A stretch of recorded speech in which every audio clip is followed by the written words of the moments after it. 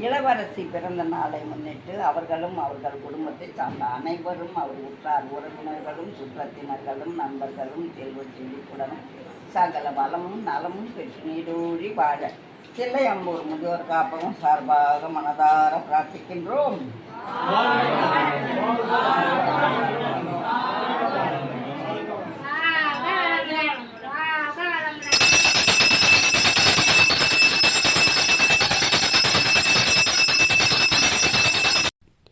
தில்லையம்பூர் முதியோர் காப்பகம் உங்களோட நல்ல நாளில் உங்களால் முடிஞ்ச உதவியை இவங்களுக்கு செய்யுங்க.